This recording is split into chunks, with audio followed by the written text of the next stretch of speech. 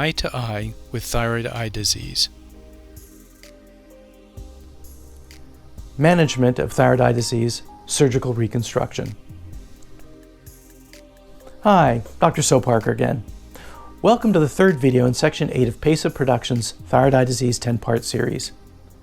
In the previous two videos of this section, we discussed some things that can be done to maintain eye comfort, what things might prompt more urgent, aggressive intervention, and a number of non-surgical treatments for vision-threatening complications from thyroid eye disease. This video addresses the stepwise reconstructive efforts that may be taken to restore appearance and function to as normal a situation as possible. Again, procedures are discussed in a broad sense, and specific individual needs must be addressed on an individual basis. Yet we hope this video provides a strong understanding of options and general surgical principles. The material in this series is meant to be easily understood. Parts, however, may be somewhat dense, and you may wish to review particular sections. If you have suggestions on how to improve this series, we welcome your comments. You may find us on the web at www.plasticeyesurgery.com, email us at info@pesahouston.com, write to us at Plastic Eye Surgery Associates, 3730 Kirby Drive, Suite 900, Houston, Texas 77098, or telephone us at 713-795-0705. Although some of the recovery phase surgical procedures may be offered during the active phase in acute vision-threatening circumstances, these procedures are preferably performed after stability has been achieved. Some people may watch this video hoping to understand the specifics of a particular procedure or set of procedures in order to apply this knowledge to their own situation. Like the other videos in this series, the descriptions of surgical options are broad and specific treatments will need to be discussed individually. Surgical rehabilitation is separated into really three stages, and an applicable analogy might be the repair of a crack in a house wall. Stage 1. The house's foundation must be stable. If large changes are required, the foundation should be worked upon first. This is analogous to altering the position of the eye relative to the face and typically requires orbital surgery. Once the foundation is stable and no longer changing, in stage 2 the crack needs to be filled with spackle or the sheetrock replaced. This is analogous to realigning the extraocular muscles, diminishing double vision as much as possible. This follows this first stage because orbital surgery may change eye muscle function, just as foundation work might alter the size or shape of the wall crack. In stage 3, painting and trim work completes the wall's repair. This is analogous to altering the upper and lower eyelid height and performing any fat sculpting or cosmetic corrections around the eyes. Eyelid surgery should follow any muscle work, since muscle surgery may change eyelid positions. Now, not everyone needs to proceed through all three stages of reconstruction. For example, eyelid surgery alone may serve to protect the eyes and regain a reasonable appearance. However, if all three stages are required, they are generally performed in the sequence shown here. Changing the foundation in the context of thyroid eye disease essentially means altering the relationship between the eyes and the face. Usually this means moving one or both eyes back into the head, or building the face out to meet the eyes. Different situations require different types of interventions, which we'll discuss a bit later. The reasons for changing the foundation or the relative position of the eye to the face overlap to some extent with the reasons for urgent intervention in the active phase of disease. The severity of the problem will determine whether this happens during the active phase if vision is immediately threatened, or later in the stable phase for less immediate urgent problems. By the time we can perceive any change in optic nerve function, somewhere around 50% of the optic nerve is no longer working. Therefore, whenever optic neuropathy is recognized, if non-surgical treatments are not appropriate or successful, orbital decompression or orbital expansion may be warranted. Profound corneal exposure, unmanageable with eye-wetting supplements or eyelid surgery alone.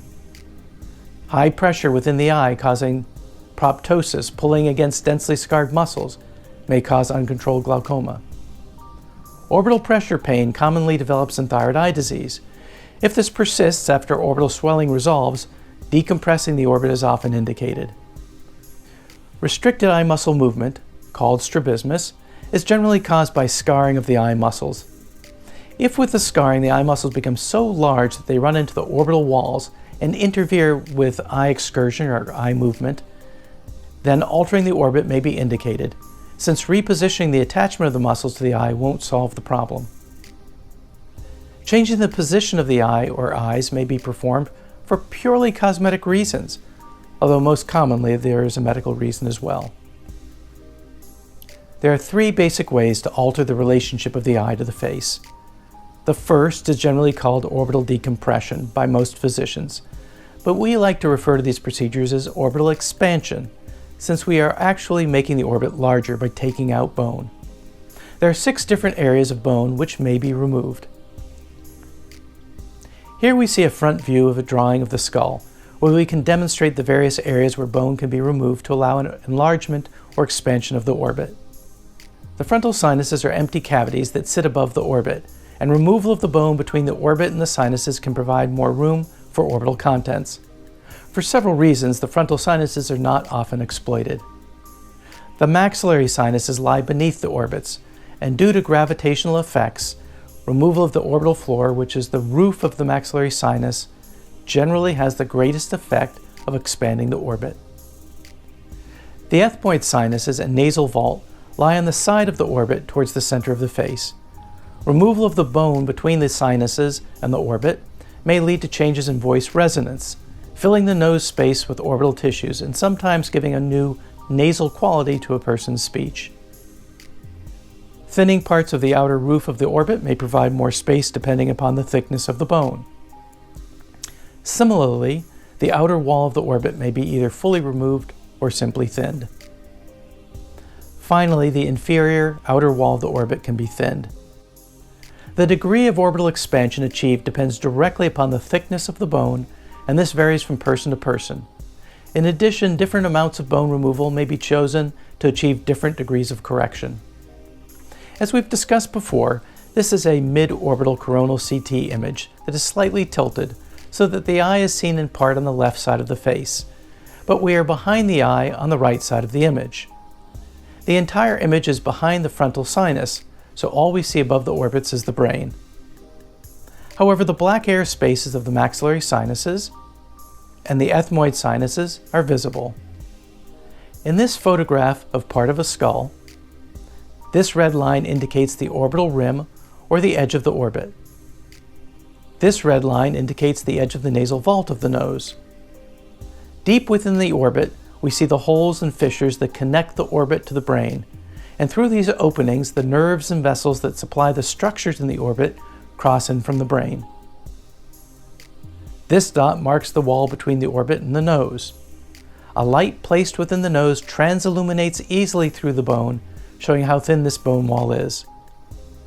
In this drawing, we can see that both the walls into the ethmoid and maxillary sinuses have been removed, indicating that more than one bone wall may be removed at the same time in orbital expansion procedures. A surgeon may gain access to these bone walls and the rest of the orbit with essentially no skin incision. A transconjunctival approach means operating through the backside of the eyelid or through the surface of the eye membrane without actually entering the eye.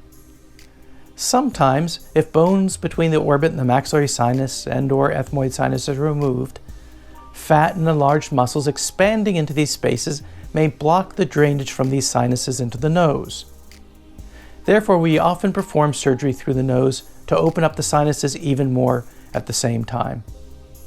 Again, no skin incision is required. Endonasal means in the nose, and the endoscope is the instrument that we use to see inside the nose and sinuses during the surgery. We've previously discussed CT or CAT scan imaging. This image should be recognized as an axial section of a CT scan, with the nose being at the center top of the image and both eyes visible. The extraocular eye muscles are very enlarged. However, the walls between the orbit and the ethmoid sinuses have been removed with surgery, allowing the muscles to move into those new spaces by the nose. These red areas represent the areas of bone removal to expand the orbits. The expansion and movement of the muscles into the extra spaces results in more room for the optic nerve and movement of the eyes back into the orbits and back into the head.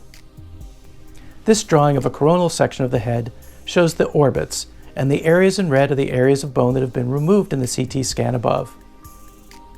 In this coronal section, we see that the walls between the orbit and both the ethmoid and maxillary sinuses have been removed. A corresponding coronal CT section is shown at the bottom. This may appear quite different from other coronal sections we've seen, since most of the sinuses have already been cleared out, along with a lot of the orbital walls adjoining the ethmoid and maxillary sinuses. These blue lines represent where the orbital floors and medial walls used to be, separating the orbit from the ethmoid and maxillary sinuses. These blue shaded areas show the outlines of the hugely enlarged extraocular muscles. IR denotes the inferior recti, the MR shows the right medial rectus muscle, all of which have migrated into the expanding orbital spaces, relieving pressures from the optic nerves and correcting proptosis or eye bulging. Perhaps with the shading removed, the outlines of the enlarged muscles are still visible. Here we see a patient whose right eye is much farther back in his head than the left. Minutes earlier, prior to the orbital expansion, the right eye was farther forward than his left eye. The power of orbital expansion surgeries can be dramatic and profound. In our practice, the orbital expansion surgeries with bone removal carry a roughly 5% chance of double vision in people who do not have double vision before surgery, and a 20 to 75% chance of worsening double vision in people who do, depending directly upon the size of the muscles, the size of the orbits, and the severity of muscle scarring before surgery. Although these techniques are very powerful and effective, given such high rates of double vision, in 1994 we began developing orbital decompressions that predominantly focus on removing the extra fat created by thyroid eye disease from the area directly behind the eyes, the so-called intraconal fat. We have devised 3 surgical approaches to this fat, and sometimes we employ one approach, sometimes another, and sometimes all 3. Interestingly, we have found that orbital fat decompression surgery can actually improve eye muscle movement problems in some people. Now, not everyone is a candidate for orbital decompression. Some people continue to need orbital expansions, and some people need both. In our practice, roughly 30% of people need orbital expansions, 35% need orbital decompressions, and about 35% benefit from a combination of both. Here we see a patient about to undergo an orbital decompression with fat removal alone. In about 20 minutes, under general anesthesia, the intraconal fat is removed. Intraconal fat is the fat directly behind the eye, adjacent to the optic nerve within the muscle cone that moves the eye. Here we see the inward movement of the eye about half an hour later, from removal of the excess intraconal orbital fat alone. Over a span of 21 years, we performed nearly 3,000 orbital decompressions of this type, roughly equivalent to the number of orbital expansion procedures performed in our practice. In that series of nearly 3,000 surgeries of orbital decompression, we experienced 7 complications, all of them double vision caused by the surgery. This is a complication rate of about 0.2%. Of those 7 cases, we had 3 spontaneous recovery.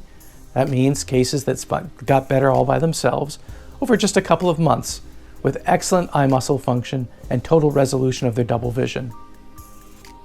The other 4 required eye muscle surgery to achieve improvement. As our experience with these procedures increased, so did our techniques evolve and improve. We are pleased that we have not seen additional cases of double vision complications with orbital decompressions since 2009. To exemplify the improvements in these surgeries over the last 2 decades, it may be interesting to know that when we first developed this approach, the very first of these procedures took me over 6.5 hours. Now we routinely perform these in less than 30 minutes. Each repositioning procedure is individualized, not only for each person but also for each eye, as thyroid eye disease is often asymmetric in its presentation. Sometimes, however, the combination of multiple walled orbital expansion in combination with multiple approach orbital decompression is still not enough to correct the massively enlarged extraocular muscles pushing the eyes forward. In these situations, building the face out to meet the eyes might be required. Facial augmentation can be achieved with bone advancement, bone grafts from other parts of the body, donor bone grafts, or synthetic materials. In our practice, we generally use synthetic materials that have been proven over decades to be safe and well tolerated. These are attached to the facial skeleton with screws and underline the muscles of the face. The synthetic material we like the most is porous polyethylene. This bone substitute is a special kind of plastic through which a person's tissues grow, integrating the implants into the body. These implants are available in standard shapes and sizes that can be carved and individualized, or totally custom implants that can be created based upon 3D imaging and planning. When the eye is correctly positioned, either following surgery or because no surgery was needed, attention is given to the second stage of reconstruction, muscle alignment. Not everyone needs muscle alignment or so-called strabismus surgery, but there are 3 reasons why such surgery might be indicated. The first is double vision, also called diplopia. Diplopia comes from the Greek di meaning 2 and opia meaning eye or vision. To resolve double vision, even though one eye may be much more affected than the other, both eyes may be operated at the same time. In essence, the overly tight eye muscles are detached from the eyes positioned straight ahead, and the eye muscles reattached at a different position. The goal of strabismus or eye muscle surgery is to gain single image vision in all gaze positions, but straight ahead and down gaze the most important gaze positions. In some people who have poor vision in one eye or the ability for the brain to ignore the vision from one eye, misalignment of the eye does not cause significant double vision.